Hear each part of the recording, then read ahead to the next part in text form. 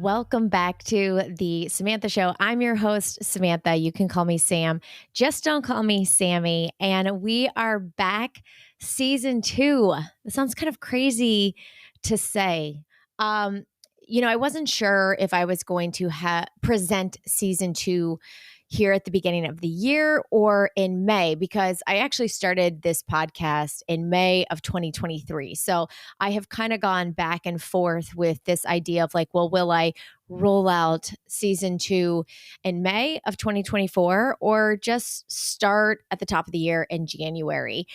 And I actually was planning on waiting until May, but something about the new year, the clean slate, it inspired me to go ahead and just fresh start the podcast here at the top of the year in 2024 season 2. I'm not actually sure what that means now that we're in a new season. This podcast has been an ongoing experiment. Perhaps that's the best way to describe it. Using this platform to talk to different people, to hear about different people's experiences, an outlet for me to talk about specific things and topics. And I'm hoping as I continue to do it, I can better streamline some of the topics that we're talking about and give the people truly what it is that they want. And so one of the big things coming up this year, which I'm really excited for, and we'll see how long it lasts. But my husband, Joe, the famous Mr. Joe Redden, he will be co-hosting with me every other week. I couldn't get him to do it with me every week. And honestly, I'm not sure that I want him to, but he is going to join me on the show every other week, as long as we can find content and topics to speak about. So if you got any ideas or if there's anything you want to hear Joe and myself go head to head on, then please send them my way. But the people love Fossinator. It's a fact. And so his episodes do quite well. So I am bringing him on a lot more in 2024. I think too, there's just a lot. Joe and I will have been married for 10 years, and I know that there's a lot that other married couples can relate to: parent life, marriage life, dealing with men, dealing with women, all of the above. So I'm really excited to have him as a co-host every other week. So he will be joining me on next week's episode. Get ready for it. The other thing that I plan to do more of this year is have my girlfriends on the show with me and do some more girl talk, a little more random conversation, life conversation, and just bring my friends on. I have so much fun chatting with them, all of my different friends. And I know you guys have seen Maddie and Elise come on, but I'd love to bring my friend Melissa back, my friend Ashley back, and just have these girl talk conversations and discuss whatever we may be feeling at the time. And maybe we'll have a glass of wine and a martini while we do so. So girl talk episodes are coming. And then also too, I plan just to continue to interview people who are doing incredible things with their life, whether it's starting a business, working for a nonprofit, accomplishing incredible feats and challenges.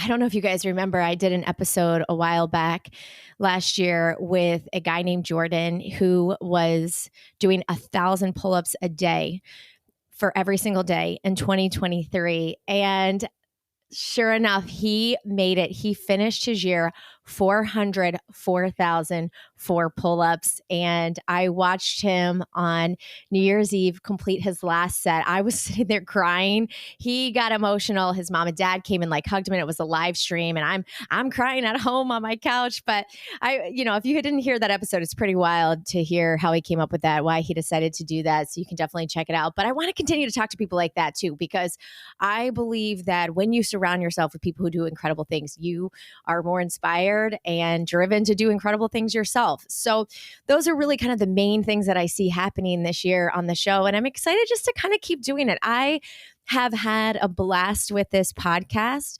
And as long as I continue to have fun with it, I'm going to keep doing it. So I'm so glad that you have tuned in, and I'm excited for you to come really part 2 of this journey as I hopefully just better direct these episodes and just to continue to develop it and grow it. So thank you for tuning back in. But one thing that we're going to keep around, because the people love it, is the 3 things that you need to know. So the first thing that you need to know I've been thinking about this a lot is this idea that look, there are songs that I listen to that are just like full body chills.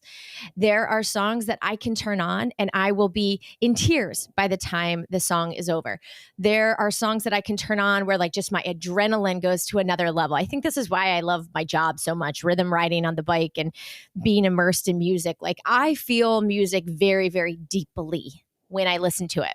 Well, it turns out that not everybody feels that intensity quite like I do. Now, a lot of people do, but actually, those of us who feel music in that way, we are the minority in that. And I've seen mixed statistics online. I saw one website because I was kind of looking into this that said only 25% of the population can get this full body chill experience, become emotional to music experience. And then I saw another website that said it was like less than 50%. So to me, it's a topic that people still study. And actually, I was reading one site that said that we still don't fully, completely understand it all.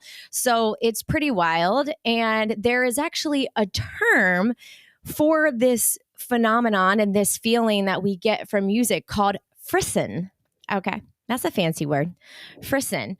So I've been looking at the website that I'm referencing here that I'm getting my information from in case you want to look it up more is actually the discovery.com, the Discovery Channel website. So I've been checking that out. And so my question has always been, as it relates to this feeling, is why?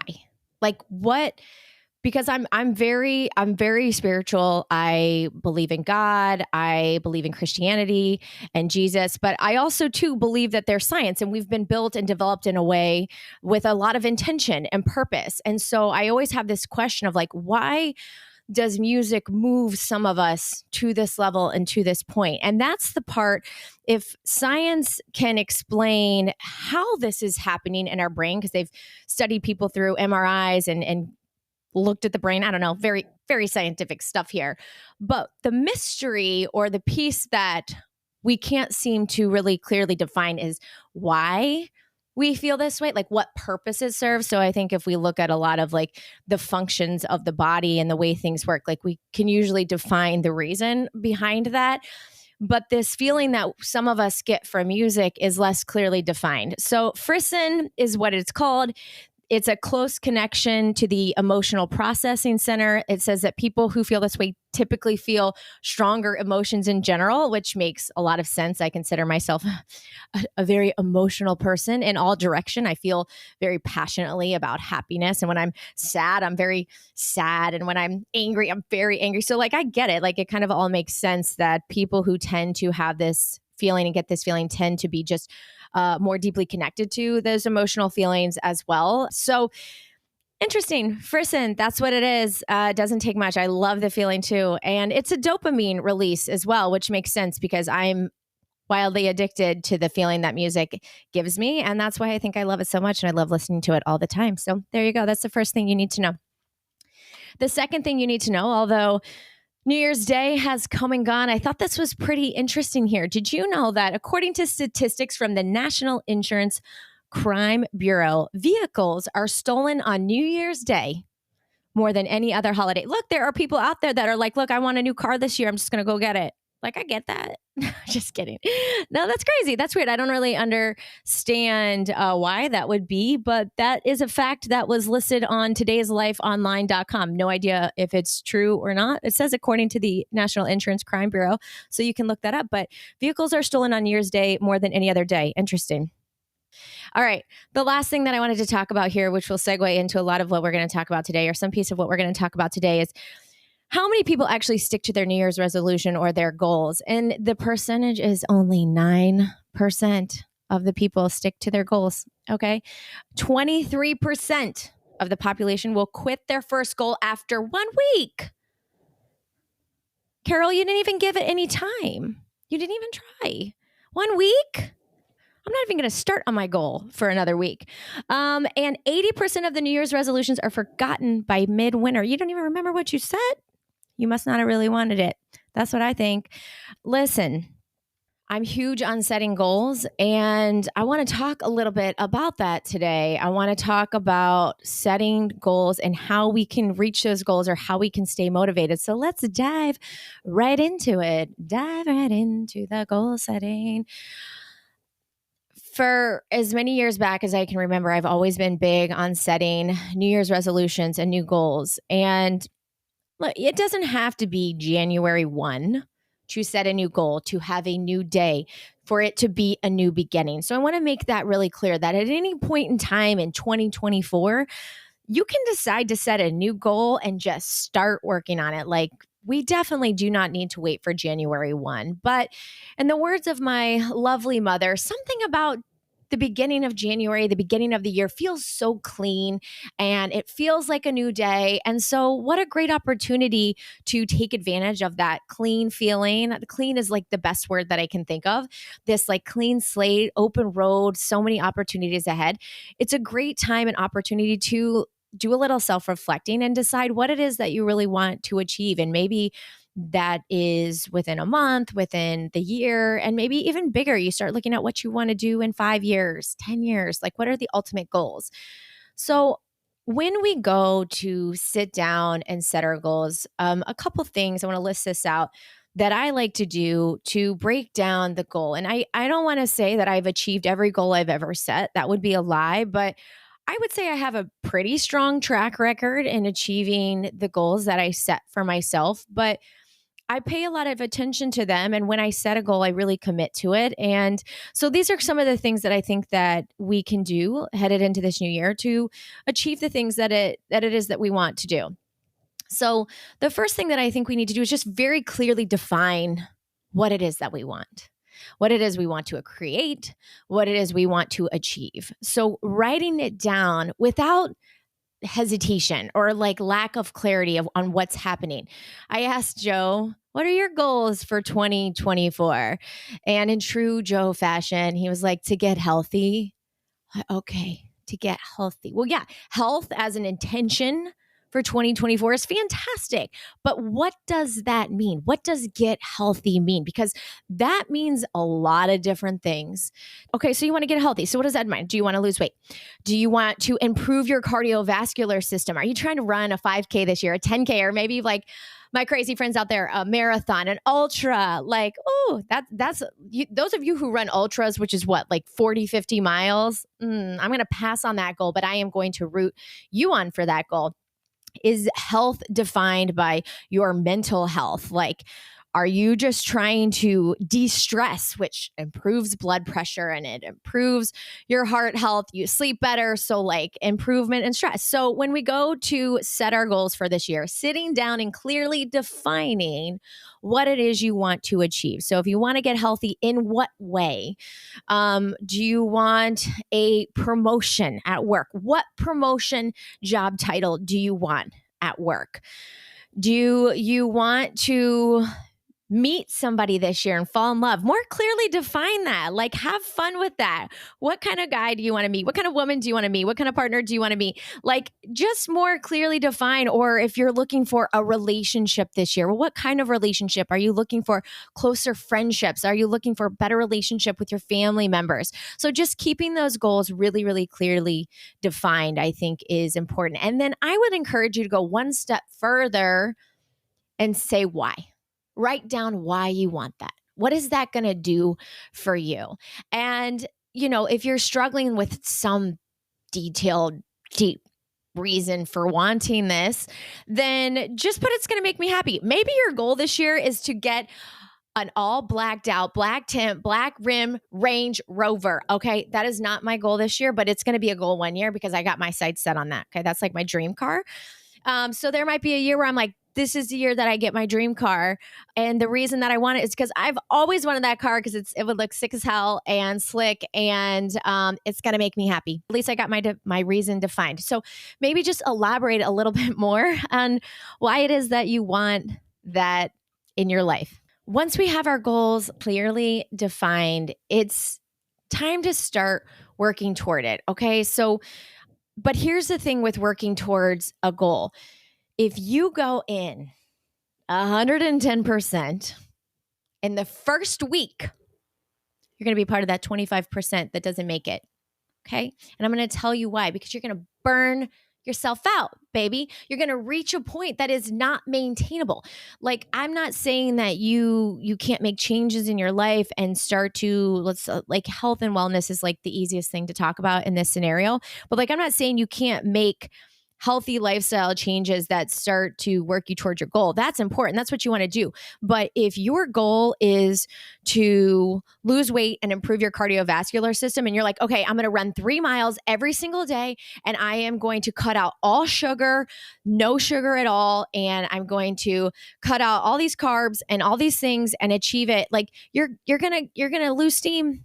You're gonna tap out really quickly because it's just so dramatic and so drastic. It's not maintainable, right? And that, I think that's what happens on January 1 is like we go gung ho on these goals because we're feeling inspired and we're feeling energetic to reach them, which is amazing feeling. And we want to hold on to that feeling, but we want to make sure that we still have that feeling a week from now, 2 weeks from now, a month from now, 6 months from now, 8 months from now. So by the time we get to the end of the year, we still are working towards that goal. So when you start to work on what it is that you want to achieve, set yourself up with some small changes that work your way towards that. So if it's around health and wellness, it's, are we eating out only twice a week instead of like the 4 times we were eating out?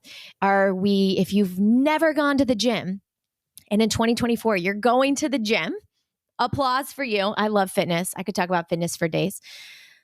Maybe we're going to the gym 3 days a week. You don't need to go 7 days a week out of the gate. In fact, you got to have rest days in there. So maybe it's about maintainable progress that gets you to your goal. And then finally, if you get thrown off track, it's not the end of it. You can always start over. You can always get back on track. You can always circle back. And then when you feel thrown off, when you feel discouraged, when you're feeling disappointed, or you start to doubt yourself, that's when you go back to the first point. You review those goals that you wrote down, the goal that you wrote down, and your reason why. It's your reason why that's going to push you to get back on track. And that's why I think coming back to the reason why is what can really help you when you get thrown off, because you will, because you're human. And because with all of the amazing things that are going to happen for you in 2024, we're going to face challenges as well, because that's just life. That's real life. We are human, and we can always wish for and hope for the best year ever. And that's what I'm praying for you. But we're going to face challenges. And so that's okay. And we'll overcome, and you'll overcome. And then we get back and we get focused again, and we come back to what that goal is. So that's just a little bit about, that's kind of how I try to approach my goals and the things that I want to achieve. I'm big on visualization and get that from my dad. I consider it manifesting is the word that I like to use. And so, write those goals down, break it down, write the reason why, and bite it off little by little. You don't have to achieve it in 1 week. It could take you the whole year. It could take you a couple years. Let's get started on it today. Oh, I'm excited. I'm excited for this year. I have a lot of creative goals that I'm working on, and family and love are at the top. The giving love and receiving love is an intention for me this year. Family energy, family time, I want to experience this year very closely with my husband and my daughter. I want to be a part of their experiences and their journeys this year, and just make it happen. So thank you guys for tuning in to Season 2, Episode 1 of the Samantha Show, with so many possibilities ahead of us. I hope that you have a great day, a great year. Let's make it a great freaking year. Get excited, because you deserve it.